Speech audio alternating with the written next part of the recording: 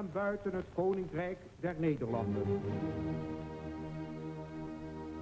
Om, hoe donker en moeilijk de tijden ook zijn, te blijven vertrouwen. Net vergeten. Met name het deel in het beeld in de Tweede Wereldoorlog. 24 weken lang Else Tongesdieting van Sausandzoon bij Radio 1 horen. Presentatie Geert van Thun. Goeie alweer en welkom bij aflevering 12 van Net vergeten. Na de arbeidsinzet van verleden weken, joen omdenken voor een oораspect uit de Tweede Wereldoorlog. Het onderdoeken. Een protte mensen konden haar in de rin van de oorlog net meer in het Iepenbier vertonen, zonder oppakt te worden door de Duitsers. De Joden binnen de meest bekende groep in dit verband. Maar ook de mensen die net naar Duitsland wonen te werken, moesten onderdoeken. En al die andere mensen die om een of andere reden net veilig wienen voor de bezetter. Aflevering 12 van Net vergeten oer onderdoeken. Onderdoeken. Een woord dat net bestie voor de Tweede Wereldoorlog. In de oorlog was het een begrip en de benauwde realiteit. Een protte moest een vlechtje voor het geveld van de nazi's. Joden om deportage voor te komen. Mensen uit het verzet om te ontkomen aan feestnisstraf als nog slimmer. De jongerein, studenten en oud-soldaten doeken onder om haar wij te winnen voor het verplicht ontwerk zetten in Duitsland. Deze duizenden onderdoekers zochten en vonden onderdak en eten. Ze waren hulpen aan al als net vervalste distributiekaarten, persoonsbewijzen en aan geld.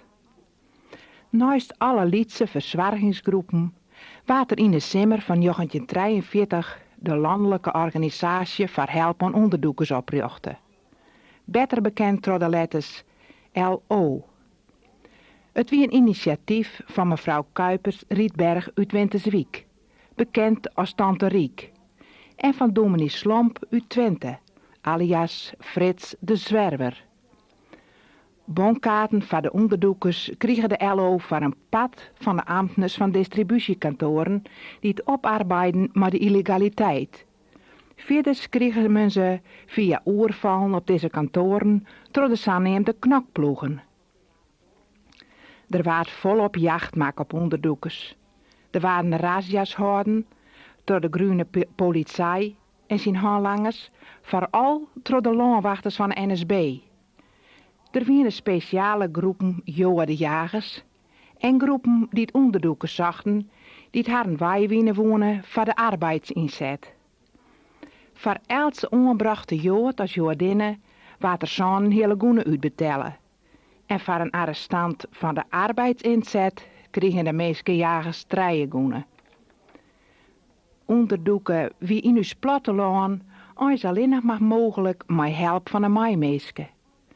Die help is toch duizenden been, onder zenuwslopende spanningen. Net toch de hege heren, maar toch gewone vrouwen en maalje, toch onbekenden en namelezen.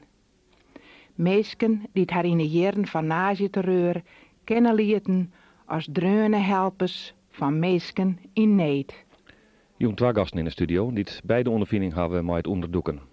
Otto Lenk van 21 augustus 1910 in Wenen, Oostenrijk, kwam in 1919 na de Eerste Wereldoorlog naar Duitsland om op te knappen. Lenk viel hem hier thuis en in 1927 kwam hij op een eind naar Ljouwert. Hij wou Nederlander worden, maar dat slag er net.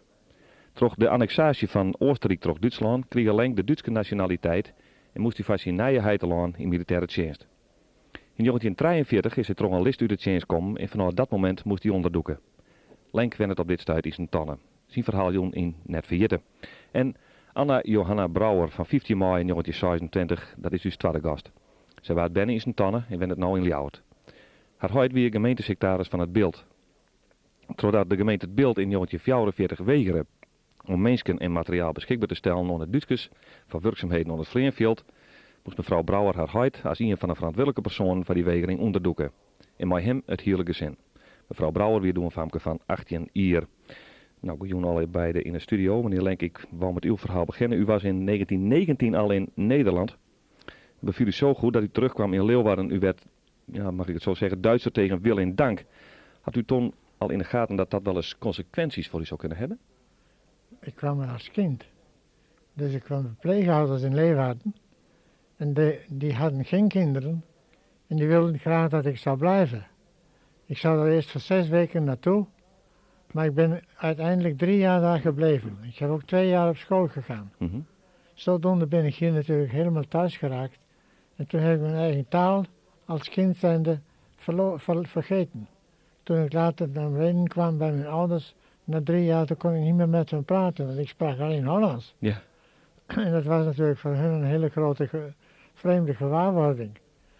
Maar ja, en dus in zomersvakanties had ik altijd de kans om met zo'n kindertransport weer in Leeuwarden te komen. Dus zomers was ik hier altijd 2 maanden met vakantie. Ja. En dan moest ik daar weer heen voor een paar jaar naar school. Maar uiteindelijk is het tenslotte zo ver gekomen. Toen moest ik daar een vak leren van mijn vader. Maar hij zei dat je brood kan verdienen, dan kan je naartoe waar je wil. Nou, ik zei, als ik mijn brood kan verdienen, dan ben ik zo in Holland. En zodoende ben ik in 1927 weer naar Leeuwarden verhuisd. En toen heb ik werk gekregen bij P.S. Bakker. En daar heb ik 48 jaar gewerkt. Ja. U kwam terug in 1927. U wou Nederlander worden, hè? Ja, maar dan moest je eerst 5 jaar hier in het land wonen. En daar heb ik gewacht tot 1932. Toen heb ik daar meteen naturalisatie aangevraagd. Maar ja, in die tijd was de NSB overal in opkomst. En toen gingen ze er niet zo hard mee op stapel. En zodoende liep dat een eindje uit. Maar toen was het zover, ik had in tussentijd verkering gekregen. En ik had een goede baan bij P.S. Bakker gekregen. Toen waren we trouwen in 1937. En toen naturalisatie nog niet afgelopen was, heb ik gevraagd hoe dat zat. Want ik moest steeds verblijfsvergunning hebben van het hoofd van politie in huizen waar we woonden. En toen zei ik tegen die man, ik had graag gewild dat ik voor die Nederlander zou worden. Want ik wilde niet graag dat mijn vrouw Oostenrijker zou worden. Maar toen zei die man tegen mij, als u Nederlander wordt en de NSB wordt hier de baas, wat zou u dan doen? Nou, ik zei, als ik Nederlander word en de NSB wordt hier de baas, met meerderheid van stemmen, ik zei, dat zou ik hem bij neer moeten leggen, maar ik zei, dat loopt zo vaart niet. Maar ik wist natuurlijk niet dat die man een NSB'er was. En zodoende heeft hij toen voor mij gevraagd voor die naturalisatie, hoe dat liep. Maar 14 dagen na de hand kreeg ik uitslag, toen was mijn aanvraag afgewezen. Wat die man gedaan heeft en wat hij geschreven heeft, dat weet ik natuurlijk niet. En zodoende zat ik weer in een nieuw schuitje, want toen zei hij tegen mij, toen Oostenrijk opgepakt werd door de Duitsers, hij zei, u kan u geen verblijfsvergunning meer geven, u moet zien een Duitse pas te krijgen. Nou, toen zat ik helemaal aan. Hij zei, Oostenrijk is niet meer. Terwijl ik nou een Oostenrijkse pas had die tot 42 geldig was. En toen kreeg ik op die manier rechtstreeks met de Duitsers te maken. Ja, want Duitsland annexeert Oostenrijk. Ja. Dus Oostenrijk wordt Duitsland en u was plotseling Duits staatsburger. Ja, en toen moest ik van die politie een Duitse pas aanvragen. Ja. Die had ik natuurlijk, in de kortst mogelijke tijd had ik die pas. Maar toen kreeg ik die lui op het dak. Ze kwamen alle zaterdags kwamen ze bij ons. Verschillende dingen, daar hadden ze weer een of ander. Ze moesten hierop betalen en daarvoor betalen en daar moest je aan meedoen en daar moest je aan meedoen. En zondags dan kwam er iemand en dan moesten we met een lepel meenemen en dan moesten we met hen allemaal stampot eten. Met het hele Duitse zaakje die daar in Leeuwarden woonden. Ja. De oorspronkelijke Duitsers. Nou, wij waren natuurlijk vreselijk gechanteerd, dat kan u wel nagaan. We waren ten einde raad. Maar je kon niet meer anders, want je zat in het schuitje. En toen hadden ze een keer bij de Groene Weide aan samenkomst, daar moesten we ook verschijnen. Er mag geen Duitser missen, zeiden ze. En dan moesten we daar verschijnen. En dan hadden ze dan een hele toespraak. En toen werden we dan opgesomd. We moesten ons spontaan bij de Duitse kolonie melden. Want toen was de Nederlandse regering hier nog de baas. En hadden ze een Duitse kolonie gevormd en we moesten ons allemaal spontaan melden bij de Duitse kolonie.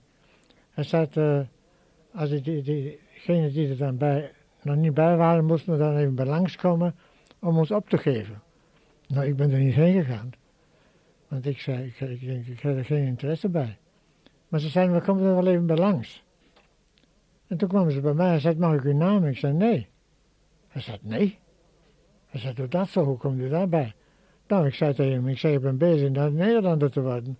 Ik zei, dan kan ik niet bij de Duitse kolonie komen. Als lid. Nou, dat vonden ze dan niet best. Maar hij zei, we spreken nog wel eens verder. En de andere avond waren er 2 van die heren bij ons thuis. En die zouden mij dan even bekeren. Maar ik heb voet bij stuk gehouden. Ik zei, ik doe dat niet. Ik zei, stel het geval dat ik Nederlander word, ik kom dan bij u. Nou, hij zei, ik ben niet meer nodig. Dan had u tegen mij gezegd, dat had u direct wel kunnen zeggen. En dat doe ik nu. En zodoende waren ze zeer ontdaan. En zijn ze de eerste keer niet bij ons geweest. Maar toen Nederland ingepikt werd met de oorlog, maar toen zaten we helemaal aan. Ja. U moest in militaire dienst. Dat was pas in 1942. Goed, daar wou ik de zaak straks oppakken. Uw standpunt is heel duidelijk. U wou niet, maar u werd zodanig gechanteerd en gemanipuleerd dat u daar straks terechtkomt. Dan ga ik even naar mevrouw Brouwer. Ja, ik neem je nog maar even mevrouw Brouwer. Ik mag misschien mevrouw Fokma zeggen, want dat is nou je naam. Je bent trouwens met de heer Fokma. Maar ik maar even voor de arts en aan de buurt te zeggen. Je had weer gemeentesecretaris van de gemeente Het Beeld. En ja, je moest in jongetje 44 zien dat je hem onderdoeken moesten. Waarom weer dat? Wij hier al jet dat ze hier in de gemeente Menamere hinder en wijn en voorman leveren moesten om werk te doen op het Vleerveld. Jeder hielden ze daar vrachtauto's van vader, mijn bestuurder. Maar ja, die winden net volle meer, er was eigenlijk geen benzine meer. En toen moest het dan op die manier. En toen hielden wij dat het personeel van het gemeentehuis dat weigerde hier. En dat die mensen door alle jaar onderdoekt werden. Nou, toen kwam ik op een sneeuw uit Squalle. Ik was in Ljouwt op een famgesabieers en ik kwam op de fiets waarom. En ik dacht onderwijs ook wel dat ik eens wat beleven. Nou ja, beleven me in die tijd zelfs genomen, maar ik hier een verhaal. Ja, toen mensen die waren in Duitsland en die waren daar bij het Bonenmeer, daar op Reichenau terug te komen. En dat liep nou wel mooi. Wij konden die in die tijd zelfs, ik had geen kant uit, je mocht net verder als zoveel kilometer van huis af. En je hier nou weer een soort pasje dat je bewegen mochten, bijvoorbeeld van Sint-Anne naar Ljouwt. Ja. Nou, toen kwam ik thuis en toen weer mijn wezen die ging al in vervulling, want toen weer er bericht komen dat nou de gemeente Het Beeld aan de beurt weer. Die moesten dan de orenwieken leveren voor het Vleerveld. Maar er wie ik bericht kwam, en ja, dat wist ik toen net, dat heb ik letterlijk pas jet, dat de ondergrondse die hier zijn, dit moest weigeren worden. In het zuiden van het land, daar, je hinde in Normandië de invasie gewoon en die legers die trokken deze kant op. En er werd eigenlijk verwachten dat in dat weekend, in die tijd, de oorlog dienen wezen zo. En dat is door afvallen, want het was het weekend van de slag bij Arnhem. En toen is later eigenlijk het slimste van die hele oorlogsperiode nog gekomen. Nou, het wie in die tijd zo. Eerst, een man in het verzet zie het of hij hier het een of door de dingen werd toch het beter wie dat hij maar onderdoekte. Dan doekte zo'n manspersoon alleen onder. Ja. Maar later was het zo. Als de man dan net met thuis wie, nou, dan namen ze de vrouw. En eventueel ik de ben. Dus doen we het beter voor us alle jaren om te verdwijnen. Ja, even voor de duidelijkheid, jou jaren dat dus, dat je hem verdwijnen moesten op de sneur dat je thuis komen? Of? Ja. Ja. En ja, toen moest ik rieskaft worden wat er verder al hier gebeuren moest. Ja, hoe reageer je erop? Kun je dat nog? Ja, is het nou echt zo dat je toch van hoera, er gebeurt iets? Of? Nou, nee. Nee, maar ja, ik geloof dat... Ja, je zegt dat misschien ik net alle keer in je wist en ik vanzelf net wat voor consequenties het hebben. Het wezen zo. Het wie eigenlijk stelt, het wie maar voor even. En ja, ik wakte er nou nog van weet. Ook dat ik er vrij nuchter onder wie. Mijn mem net. Mijn huid wie heel restig. Altijd. Heel inbannig. Nou ja, en mijn broers die winnen 14 jaar. Wie een tweeling, hè? Tweeling, ja. Dan wien mijn mem hier kunde. Zij hier vroeger op een kweekschool in Apeldoorn West. En een studiegenote van haar, die weer trouwd met Gerrit Dijkstra, die weer leren op het gymnasium. Mijn broers winnen op het gymnasium. En deze mensen die winnen tijdelijk in ministerpastorie in Itens. Zij winnen in Ljout aan het Roosterwaai. Nou ja, ze zat hier nog het Vleerveld. Hij weer leraar in Ljout aan het gymnasium en in Snits. Dus dan ziet hij ik mooi tussen zien beide squalen in. Toen ben mijn broers de s'nachts op een fiets west.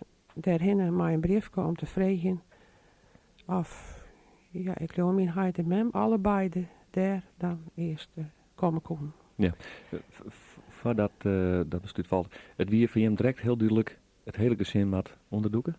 Is dat Ja. nog gewoon om te zeggen van, nou ja, die band, jongens bij 14 hier, Ja. die kunnen wel gewoon ergens wezen? Of, Nou, mijn broers ben eerst in het dorp onderbracht. ja, ja. Maar ja, dat waren jongens van 14 jaar en die zitten bij mensen die wij ja, wel wat konden, het dorp, maar net goed. Zitten ze in het kamerke, ze konden even zelfs geen kant uit. Nee. En toen is het later regelen dat ze bij ja, neven van mijn mem in Holvert, uit de Waling-Dijkster familie, daar ben zij terug te komen. Ja. Dus dan krijgt, je hebt weer daar heel restig onder, dat weet je altijd. Ja? Je mem dus net, die Nee. hier wat de paniek te pakken van, oh jee, wat moet er nou gebeuren? Hoe komt Nou dit ja, alweer? en ja, je weet nou zelfs, ik nou een grut ben en je zegt het dan misschien ik net zo slim in. Nou achteraf denk ik, ja, uit wie ik wat. Waar moet die ben heen, wat gebeurt er met je? Dat ziet een heel soort van vast, dat we ja, heel onwis alle keer. Maar wij hier in die tijd altijd al, omdat er hier dus dat Vleerveld wie, en dat waard ik nog uitvrijde, maar dat skien Vleerveld in de Vrouw Buster Zuidhoek. Ja. Dus wij hier eigenlijk altijd stier er een kofferlijke kleer onder het bed voor het geval je, nou ja, voor het moest. Ja, En daar zie je van alles wat in, wat klein en ja, er wien ik nog wat blikjes, wat etenspul en ja, nou fijn, toen ben De ja. badkuips die altijd vol wetten, hè? Ja, dat weer dan weer een orenbepaling, dan kon ik bommen vallen en dan kon je brand in het huis krijgen en dus moesten je, ja, wij hien dan een badkuip en die stier vol wetter. En dan hien je ik een reserve, want er wie ik lang net altijd meer wetter. Dat ging door al je staren gewoon achteruit. Er wie lang net altijd elektrisch. Ja, mensen hebben in die winter vaak eten zien op zo'n liedskacheltje, een rus. En dan roepen ze in de hoes om maar de winterjas aan. Ja. Wat er is, dat willen we inmiddels. Een kacheltje? Ja, daar is uitgebreid op praten in deze afleveringen. Ja, ja. Wie een ding wel geweldig baan, heb ik je vertellen. Ja, wij hebben net zo'n ding horen, maar mijn man die had er ik wel in maken. Ja. En ik ga later wel zien dat ze die dingen later maken om de mensen in het redden voor het bijgelijks mij te helpen. Ja.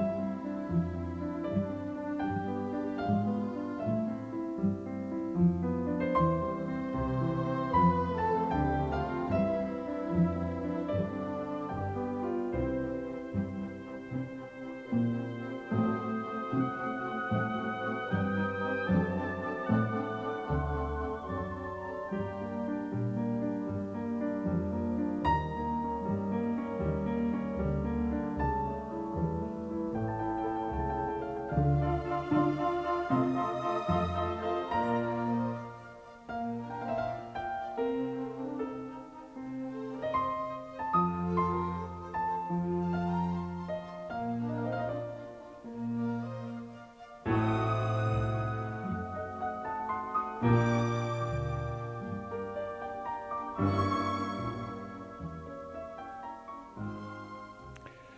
is aflevering 12 van Net Verjitten. Praat Joen over onderdoeken. We doen dat met Otto Lenk. Hij is binnen in Wenen in Oostenrijk. We hebben het nou in Sint-Anne. En mijn mevrouw Anna Johanna Fokma-Brouwer.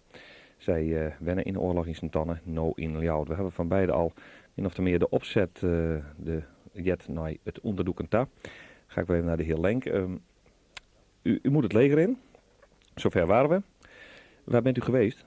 Waar moest u zich melden? Ik moest me eerst in Wismar melden. En dat was daar voor de luchtafweer. En daar werd ik opgeleid als gewoon soldaat. Maar ja, ik werd ook getest voor mijn capaciteit. En toen hebben ze mij bij de Seiner-afdeling gezet. Dus ik werd marconist. En het waren allemaal jonge mensen. Die meesten waren zo van school. Maar ik had natuurlijk al een heel andere achtergrond van mij. Dus dat zijn ging in het begin wel. Maar het was heel moeilijk om daar tempo van te krijgen. Dus op een duur bleef ik achter. Toen kon ik dat niet meemaken. Want ze moesten 60 letters per minuut lezen en schrijven. Ja. En dat is natuurlijk heel, heel erg moeilijk. Maar de jongelui, die kwamen er veel beter mee in running. We werden dan natuurlijk als soldaat ontzettend gedrild. Je moest eigenlijk een marionet worden van hun. En dat was een ongelooflijk moeilijkheid. Want ja, als mens zijn we natuurlijk gemanipuleerd waar geen woorden voor te vinden zijn. Nee. Het waren levende sadisten. U moest naar Noorwegen, hè?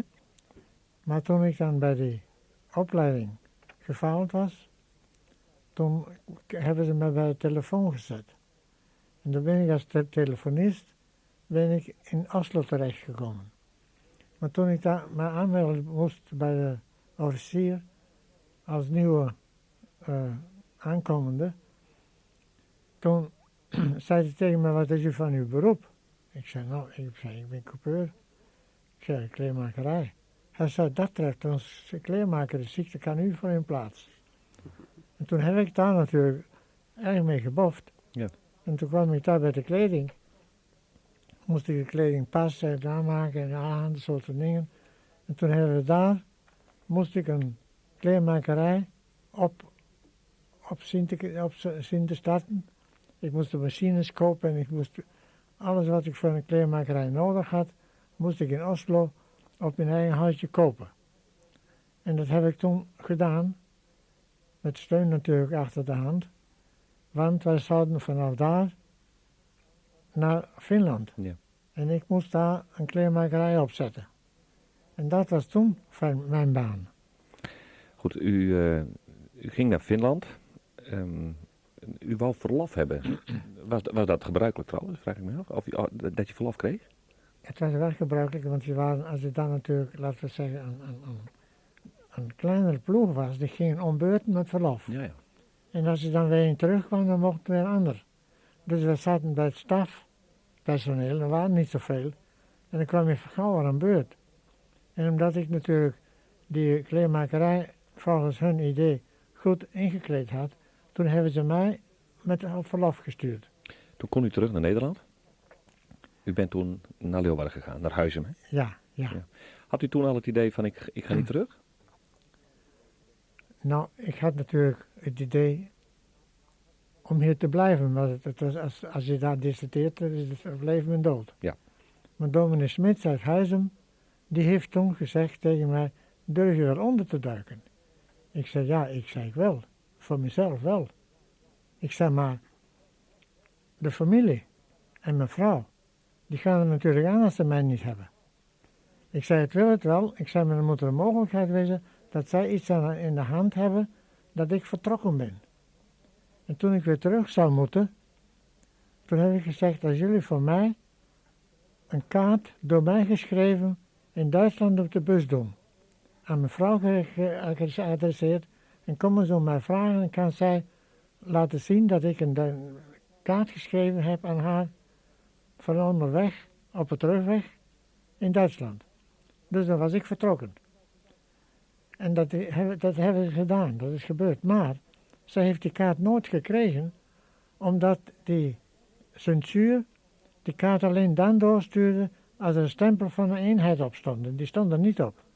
Toen hebben ze die kaart niet naar mij, maar naar de eenheid gestuurd waar ik naartoe zou moeten.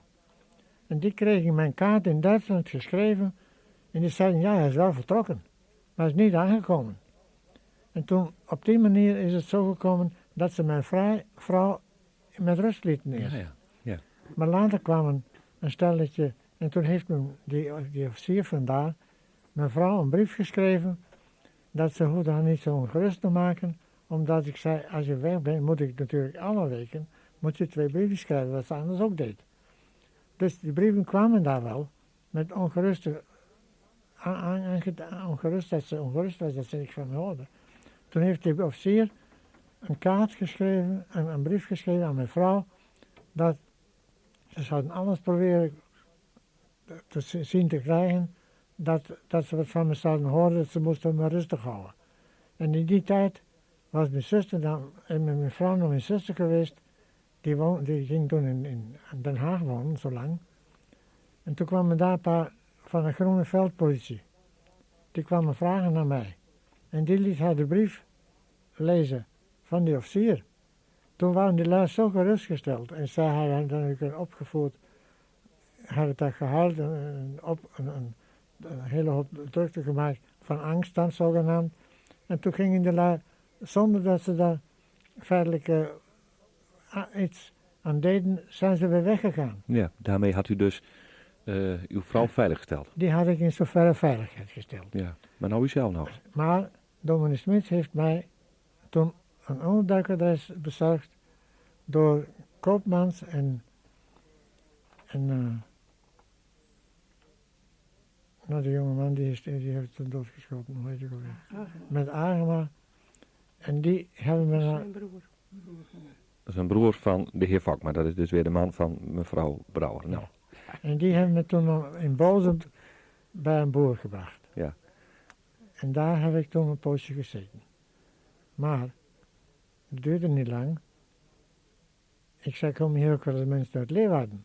Ze zeiden, ja, er komt wel eens iemand die komt wel eens wat melk halen en die gaat hier vissen in de slootjes.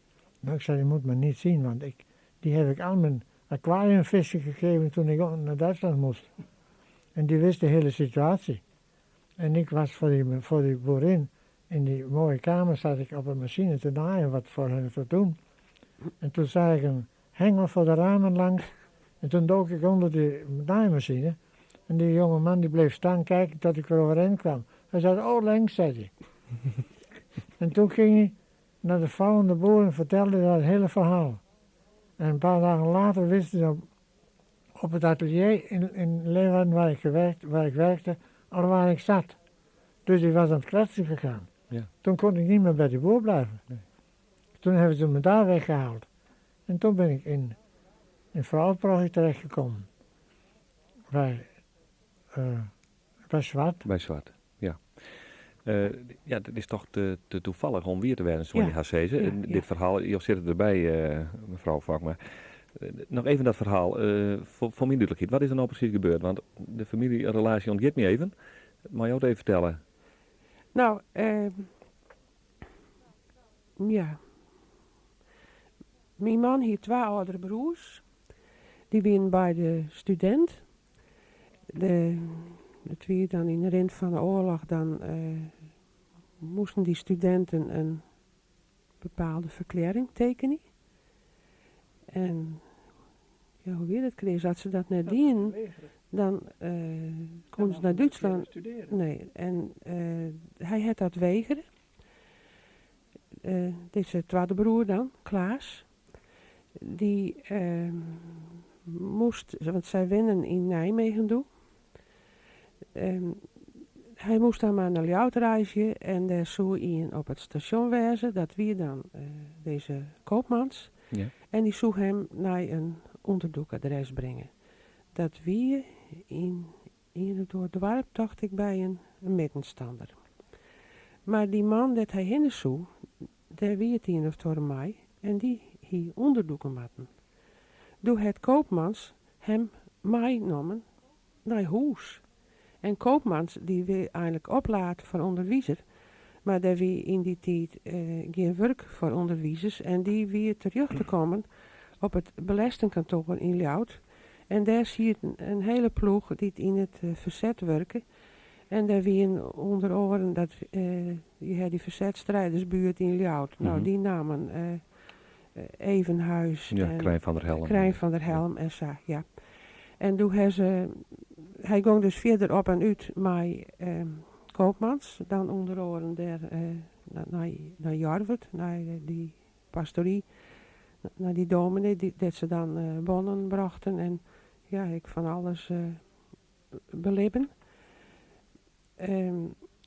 Toen koe hij op een keer uit het gemeentehuis van Mantgem een radio heli. De mensen hier hadden radio's inleveren matten. En toen fietste hij bij Ljout, je hing dan aan alle uitgangen van de stad en morgen. Die afsluiten werden koe. De mensen hier het altijd door de Mauermuur, nou, Duits en Nederlands. En nou, daar hebben ze hem pakt met die radio. Toen is hij in mijn oren van die groep. Nee, hij is in de gevangenis teruggekomen. Toen hebben ze hem zitten laten bij de oerval. Want hij zou toch wel gauw weer vrijkomen. Maar toen wie er nou uit die hoeken van Leuns een boer en die wat ik oppakt en die zei, nou ja, dus die jongeman heeft wel onderzoekers hier of daarheen gebracht. Toen lieten ze hem daar zitten in de gevangenis. En toen is hij maar de orenmeester van die verzetsgroep in Vught terug te komen. En toen hij een keer op de Westersingel in Ljout uit een hinderlaag waai een NSB'er deersketten. En Een aanslag pleegt. ja, nou ja, ja. En toen hebben ze als represaille daar in Vught een heel stel van deze verzetsgroep deersketten. En daar wie dus deze Klaas Vakma ik bij. Goed. Nou, Maar meneer Lenk weet dus dat Klaas Vakma hem naar een door plak. Precies. En dat hebben wij dus. Dat hij hem nooit weer. Ja. Hij wie dus door Klaas aangemaakt. Ja. En nou ja, wij hebben wel eens wat dingen gehad, maar een heel soort, we wisten we net. En nou soms, ik tror dat het boek dat uitkomt is van die dominee die het in Jarwert is, af West het doe. Ben wij ik dingen onder de weet kom en er wien ik wel dingen die dachten wij dat Sasa wien en die wien Oors. Ja. Nou, dit is. Maar het is heel typisch dat heel wij toevallig hier dat nou je wat hem treffen. volslijn onafhankelijk van elkaar uitnodigen. Ja. En dit is. Nou, dat konden we toch net lezen leren. Omwille van de tijd en omwille van het onderwerp. Toch waarom nou dat dingen werd weer voor uitnodigen hebben.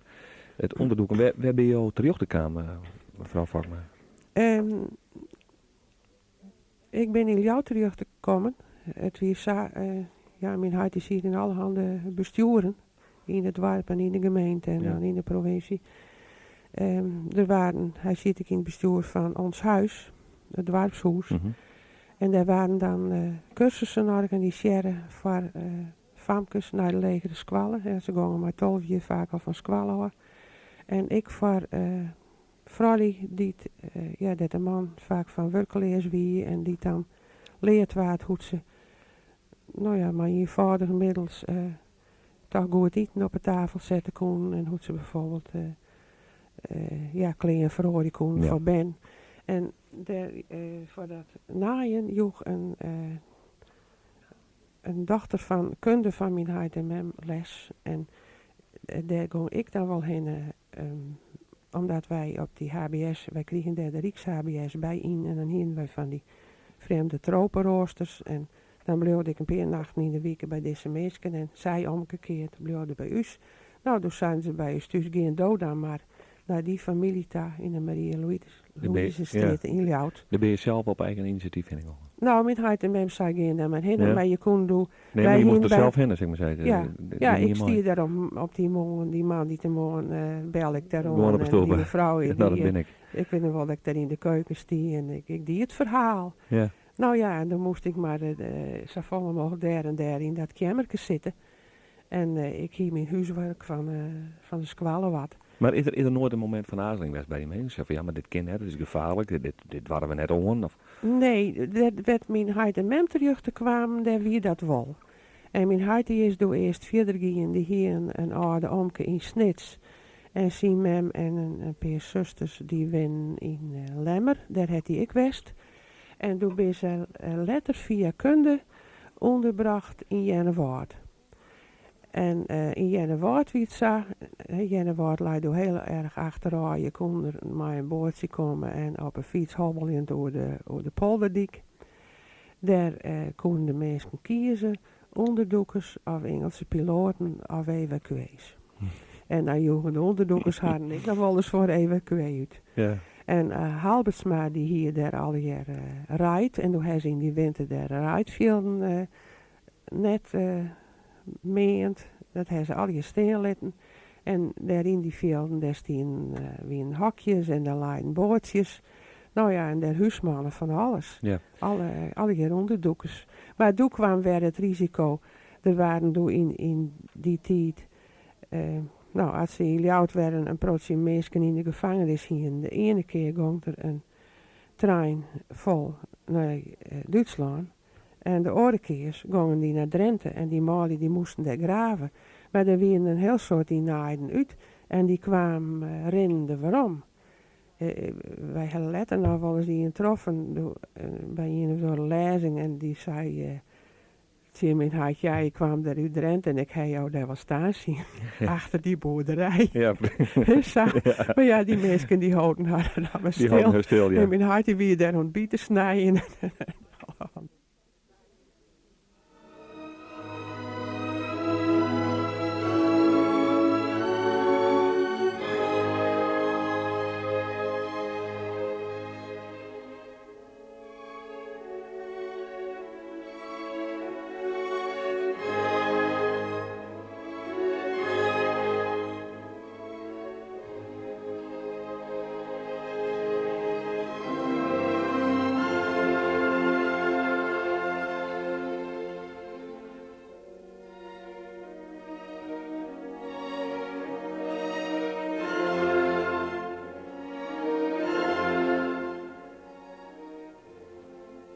Dit is aflevering 12 van Net 40. We praten hier over onderdoeken met Otto Link uit Sint-Anne, mevrouw Anna Johanna Fokma-Brouwer, Jet iets uit Sint-Anne en nou uit Ljout. Maar we doen dat elke week. Wij hebben ook nog weer aan willekeurige mensen gevraagd wat zij ontdenken bij het wut wat wij het junior hebben. Gewone mensen dus, hun gedachten, hun ideeën over het onderdoeken. Ik ben een schofje onderdoekt West. Dat weer nadat de melkstaking er weer. En toen moest ik even verdwijnen. En toen ben ik uitgewiekt naar Tjemeren, naar familie Pasma. En daar heb ik een paar dagen geweest. En toen ben ik naar het zuiden gegaan. Op een fiets. Ik hier wel valse papieren, maar wij vertrouwden het aan uiteraard. Ben ik naar Blijsdieke gegaan. En daar ben ik naar Renkum gegaan. En daar heb ik even naar het politiebureau geweest, want ik weet de politie west. Heb ik even de man naast je laten dat ik in opsporing ziet. In de Duitse opsporing. Maar die kon me net vinden. Toen ben ik naar Schotje in Doorn geweest. Maar toen ben ik best aardig gewoon op huis thuis, dat weet wel aardig veilig. Ik ben al niet Schotje dus voor het Westen. Ik heb eerder gesproken niet. Want er waren ook een hoop van die onderdrukkers die gingen dan naar de provincie in. Maar ik heb het thuis gehouden. En wij hadden van vroeger op Kattenburg hadden we van die echte, het waren van vroeger van die middelpakhuizen. Met zulke hele dikke balken. En toen had ons Heidi het plafond aan. sloegen. En daar paste ik precies tussen. Een paar planken los en daar kon ik dan tussen leggen. Nou, en dan trok je daar een mat over en die lag vol siepels. Maar op zijn langst heb ik daar wel eens een 2,5 uur in vertoeven moeten. Dat was niet zo'n best wordt. Maar ja, het heeft me wel tot zover goed in dat ze me nooit ontdekt hebben. Dat zei ik ook al, ze hebben mij niet hoeven. Tenminste, die indruk kreeg ik wel eens, want ze wisten... Een omke van Harry, die had dan wel gauw eens contact met weet ik het... Die in Herpels zaten. Die dan in de Herpelhandel zaten. Ik weet niet precies wie dat waren. En dan zei oom Jaap, zo die vertelde dan dat met de jongens alle jaren zitten. Nou, zei diegene die dat aangehouden, wij weten wel wat die is. We weten wel wat die dat waar ik dan, zeg maar zeggen. Nou, kijk dan, hoe je niet te veel te vragen, daar worden genoeg deuren gegeven hoor. Want die verraderij, hebben we het ook al eerder over gehad, dat vieren hier hoogtij hoor. Zonder meer. Wat er alle doen niet verraden is, want de Van Harenstraat van vroeger, dat is nou de Van Burmaniëstraat, die huisjes waren alle precies gelijk. Zelfs als ouders het aan de buurt, daar had je er wel aan om nou precies te weten wie woonde. En toen met het ophalen van die jongens, ze wisten precies wat ze wezen moesten. Nou, dat had ook pure verraad geweest. Ze wisten precies wat ze in die blokjes, het waren allerlei van die gelijke blokjes, maar dat geen jonge jongens in huis waren ze ook niet. Ik ben zelf niet onderdoken geweest. Maar wij hebben wel onderdrukkers gehad. En dat is voor degene die dat beleeft, dan is dat een angstige tijd. Want ze zeggen dan leef je verder als een luis op een kam. Je kan elk ogenblik dat je zeggen, nou moet je uitkijken, is er wat. Wat is er? Wij zaten net op oude schiel ook, dat er waren een dubbele patrouille. Wij hadden een patrouille daar uit de Hamerhoek weg. Niet over oude schiel gewoon naar je ziel van de Duitsers. Maar ook hier uit het Ademhuisweg zijn we dan vroeger. Dus ik is echt verouderd vandaag. Die patrouilles die gingen ook over oude schiel. Daar kussen ze een ander. Dus het was wel altijd dat je zei, nou, voor degene die het ook bij je was, denk erom. Pas op, hè. Alle 3 broers ben onderdoekt. Die in het wetterlaan achter werkje, door in de waden. Of die in de weer dan tussen werkje en grauw in en door zie het midden in werkje. Die in de weer daarachter neigen smal gelaan. Dat is eigenlijk de hele oorlog geweest. Want die betwaarde meesten die stien op een boord die mijn naam omplakt. En die moesten onderdoek worden, moesten naar Duitsland daar. En daar heeft altijd in de landbouw werkt, ja de ene net. Die had eigenlijk de hele oorlog aan het spinnen geweest. Die had altijd achter het spinnenwiel zitten. Maar die oren halen hier op een boerderij, onderdoekt. Die ene bij familie en die oren net. We gingen direct een paar vreemden uit Holland waar die wie direct onderdoek in Engeland.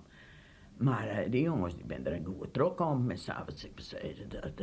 Jouw man had die wel eens onderdoek? Ja, mijn man had 2 dagen en een nacht onderdoek geweest. In Riepsterpool, bij een boer. Ik weet net meer hoe die boeren al hier, dat wist ik net. Maar toen hier direct wel een beetje aan het saboteren geweest. En hij zei, ik maak je me waai, want het is net meer vertrouwd. Ik ben bang dat ze hier komen. God, nou, ik kan net wel eens zijn, maar ja. Hij een teken achter op een fiets en hij voert hier naar de Riepsterpool. Maar dat zei ik weet die namen naar die boeren kooi ik al hier net. Nou, die zwaamke weer hier 3 oud denk ik. En ik denk, ik wil je vannacht net alleen te blijven in Engel. Maar dat ik ook naar mijn oude die waren niet beter gemolen, aan Engel met ik. Nou, en dan ging ik geen echt maar teken. Want ja, dat boeren we net zo rond in het algemeen. Nou, en daar wij sleept en s'avonds en daar de hele dag. Maar ik ging die dag in het huis. Want ik zei, als de Duitsers komen en ze halen de brood uit het huis, dan ben we dat kwijt. Maar dan komt die jongens maar weg. Dus op een nadag ging ik weer naar huis. Dus met zwampje bleef dat. En doe wie ik daar dan weer en dan rond het 10 seizen. En dan werd ik nou dus met hem zo stoel even daar naar de boer om even wat melken te hellen. Dus hij weg bij de boer. Maar zij zei dan dat hij hem hard wat later deed, dan kan ik het broeken. Ik zei ja, dat kan wel. Dus ik zou hem melken. En ik ging er doorriepen van die huis daar. Nou, dan weer mijn man werd. Ik zei, best toch een nou of wat? Ik zei, hoe gaan we het nou? Ja, nou, hij zei, ik kan beter thuis werden daar, want die boer hier op dat staat 8 onderdoekers. En ze gingen een heel grote, in het heer een schoolplek maken, dat ze erin kroepen. Maar daar roen altijd een om de buiten, in het boetjes, wachtrennen. Want anderen verklekker weer, en dan kwamen die er gingen dan motor met zijspan, die Duitsers. Dan konden ze die in de nacht omkomen zijn, hè. Nou, hij zei, ik denk, en dan ben wij hier echt verloren, dat ik in mijn huis, dat hij thuis kwam, en dan had er thuis zitten. Nooit, wij hier ook een plakje achter wat we dat daarin kroepten, maar dan had er een scootje net van huis af. Ik die de spul, dat we net zo vaak een braadje hebben, dan weer dan niks te krijgen, maar moesten alle jongen wel naar de boeren melken zelf.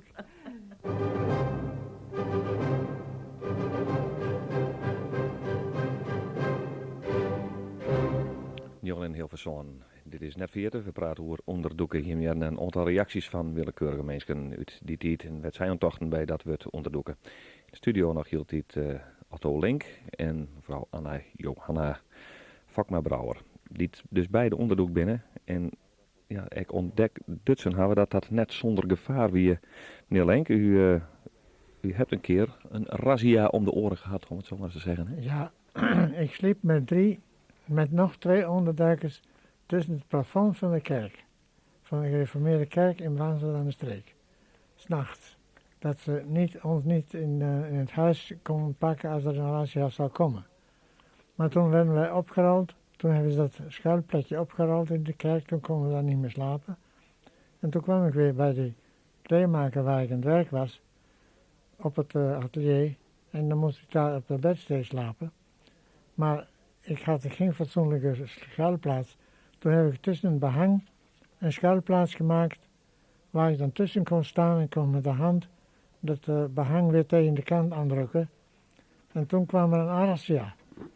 Onverwachts. Maar ja, toen had ik natuurlijk een heel moeilijke schuilplaats.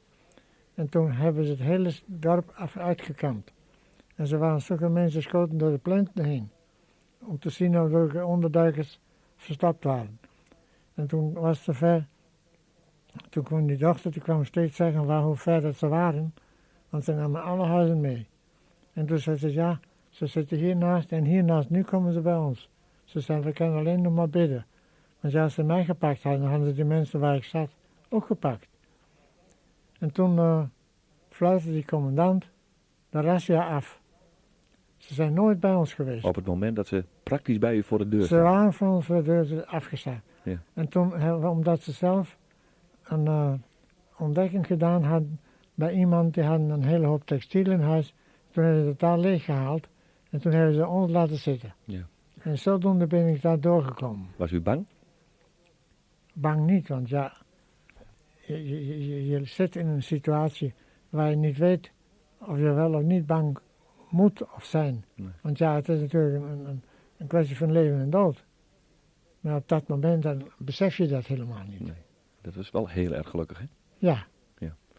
Mevrouw Brouwer, ja, joh, heb ik eens een keer wat mooi maken. Weet je, min of meer toch een onschuldige situatie. Het toch nog even een gevaarlijke situatie ontstier, hè?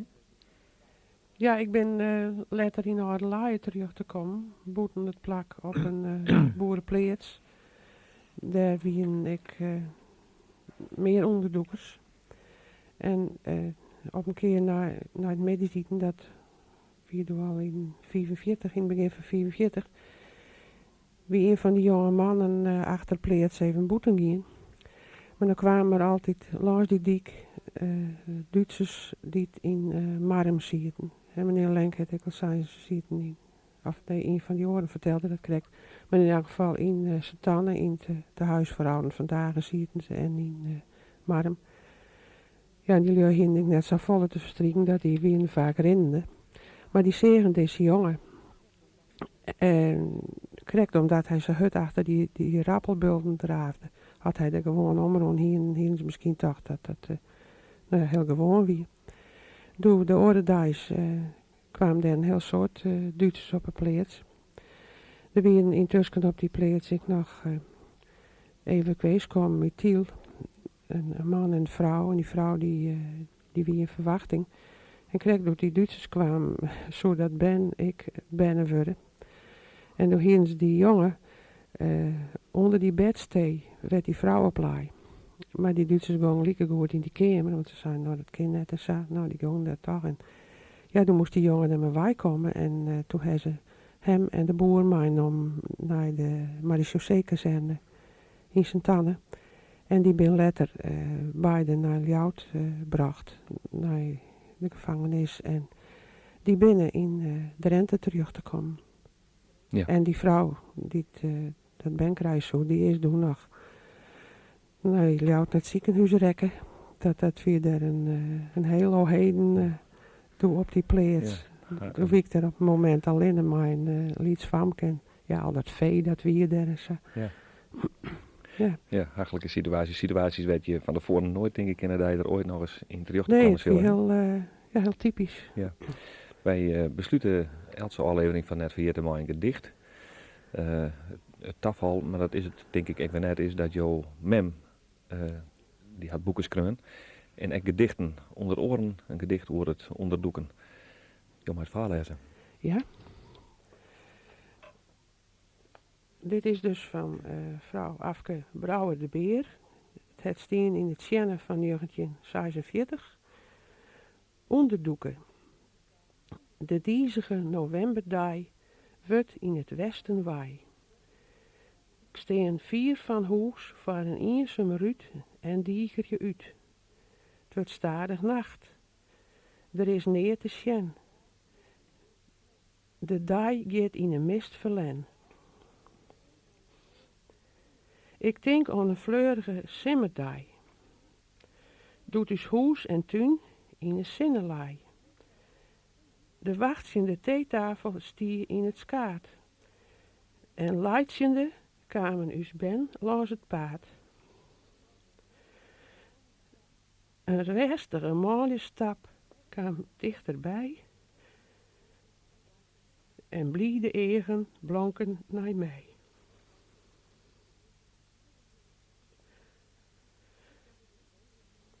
De gierende novemberwien vlucht daar de stikkende ruten in. Poes struint onwennig ont lege hoes. Het is tjuster, de Rijn en het stormgeroes, het is alles zo triest. Er is neer te sjen, het beeld gaat in trin verlen.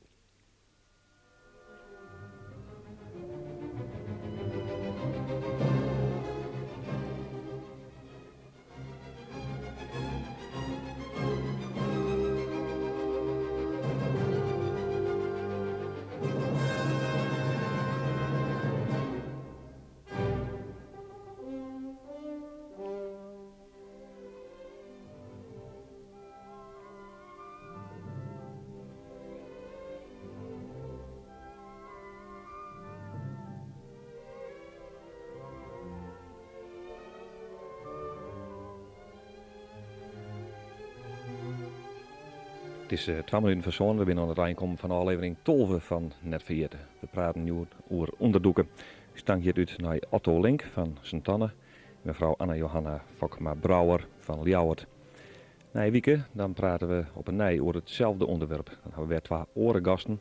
En dan denken wij dat wij dit onderwerp voldoende behandelen hebben in Net Verheerd. Na een week dus om 6 uur bij Radio 1 horen. Net Verheerd.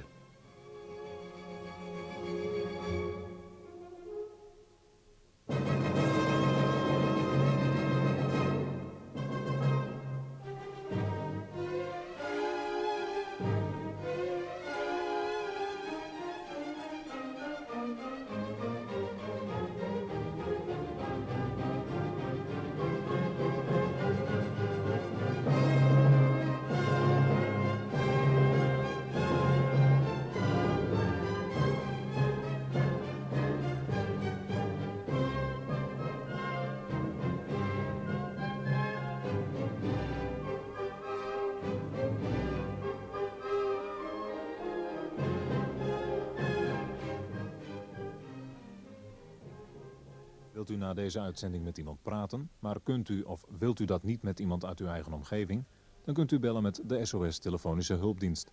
U hoeft uw naam niet te noemen. Aan de telefoon zit een vrijwilliger die naar u wil luisteren. Het telefoonnummer is 058 13 20 00 en is dag en nacht bereikbaar. Wilt u per se met een vrouw praten, dan kunt u bellen naar de vrouwentelefoon. Dit nummer is 058 13 33 00.